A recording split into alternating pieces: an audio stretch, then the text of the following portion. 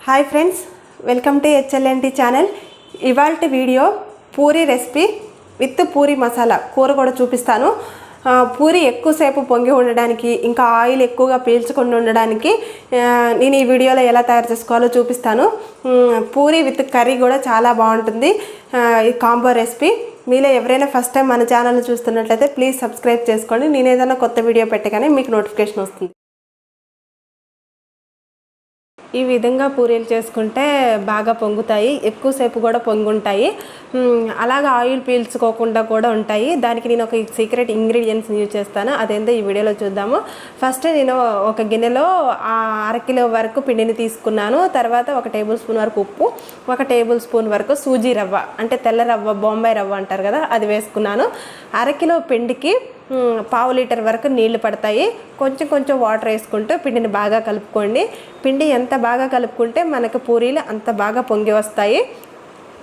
కొంచెం కొంచెం ఒకేసారి వాటర్ పోసుకోకుండా కొద్ది కొద్దిగా వాటర్ వేసుకుంటూ పిండిని బాగా కలుపుకోండి। మనకు పిండి కరెక్ట్ కన్సిస్టెన్సీ వచ్చిందనేది ఎలా తెలుస్తుందంటే మనం పిండి కలిపిన తర్వాత ఇది ముద్దలాగా మనం కలిపే గిన్నెకి ఎక్కడ అతుక్కోకుండా రావాలి మన చేతికి కూడా। ఇలా కలుపుకున్న తర్వాత ఒక కాటన్ క్లాత్ ఇలా కవర్ చేసుకొని ఒక 10 మినిట్స్ పక్కన పెట్టుకోండి। ఇప్పుడు కర్రీ చేయడానికి ఒక గిన్నె పెట్టుకొని 1 టేబుల్ స్పూన్ వరకు నూనె వేసుకోవాలి। తర్వాత 1 టేబుల్ స్పూన్ వరకు పచ్చిశనగపప్పు, ఇంకా ఆవాలు, జీలకర్ర, 4-5 పచ్చిమిరపకాయలు కూడా కట్ చేసుకొని వేసుకోవాలి। ఇంకా కరివేపాకు, ఇందులో ఆనియన్స్ ఎక్కువగా ఉంటే బాగుంటుంది, అందుకని 2 మీడియం సైజు ఆనియన్స్ సన్న ముక్కలుగా కట్ చేసుకొని వేసుకున్నాను। ఆనియన్స్ని కొంచెం ఒకసారి ఇలా కలుపుకొని కొద్దిగా వేగనివ్వాలి। ఆనియన్ కొద్దిగా వేగిన తర్వాత ఒక 1/2 టేబుల్ స్పూన్ వరకు పసుపు వేసుకోవాలి। పసుపు కూడా వేసుకున్న తర్వాత ఆనియన్స్ని పసుపు పట్టేటట్టు కలుపుకోవాలి। కలుపుకున్న తర్వాత ఒక చిన్న టమాటాను కూడా చిన్న చిన్న ముక్కలుగా కట్ చేసుకొని వేసుకోవాలి। టమాటా ముక్కలు కూడా ఉడికిన తర్వాత ముందుగా మనం 2 ఆలుగడ్డలను ఉడికించి పెట్టుకోవాలి। కావాలంటే మీకు ఎన్ని కావాలంటే అన్ని ఉడికించి పెట్టుకోండి। అలా ఉడికించి పెట్టుకొని మెత్తగా మెదుపుకొని ఇందులో వేసుకోవాలి। మన చేత్తో మెదిపితేనే అంతవరకు ఉడికించుకోండి మెత్తగా। పొటాటో మ్యాషర్ అలాంటివి యూజ్ చేయకుండా మెదిగేంతవరకు మెత్తగా ఉడికించుకొని ఇందులో వేసుకొని ఒకసారి కలుపుకోవాలి। కలుపుకున్న తర్వాత వాటర్ వేసుకోండి, మీ కన్సిస్టెన్సీ తగ్గట్టు మీరు వాటర్ వేసుకోండి।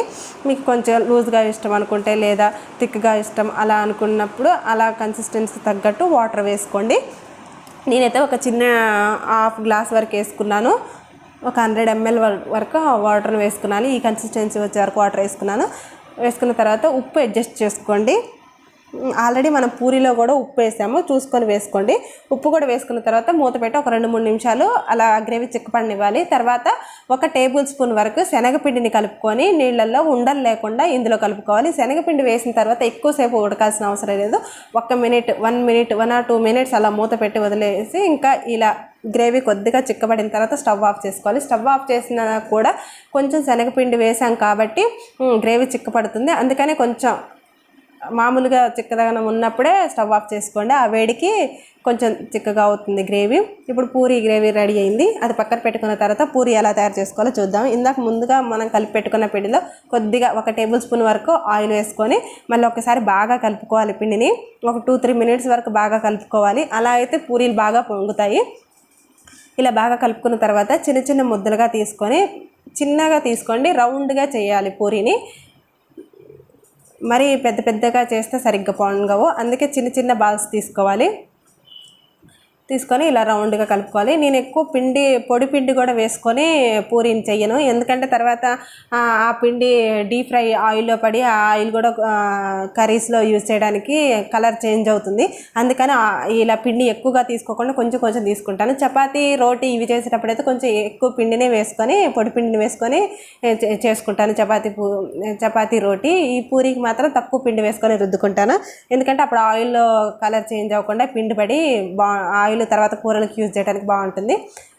తర్వాత ఆయిల్ బాగా వేడెక్కిన తర్వాత హైలోనే పెట్టుకోండి, మీడియం టు హై ఫ్లేమ్లో పెట్టుకొని పూరీని కాల్చుకోండి।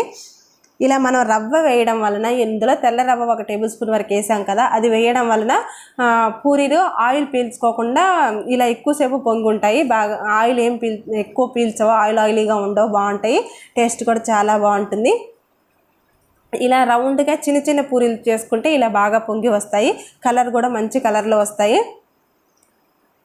ఇంకా మీకు షేప్ కరెక్ట్గా రావట్లేదంటే మన ఇంట్లో ఏదన్నా రౌండ్ గిన్నెలు అలాంటివి ఉంటాయి కదా, మీరు పెద్ద పూరి చేసుకున్నా కానీ ఆ గిన్నెలతో మీకు కావాల్సిన షేప్లో కట్ చేసుకోండి. అలా కూడా మంచి షేప్ వస్తుంది, బాగా పొంగుతాయి పూరీలు.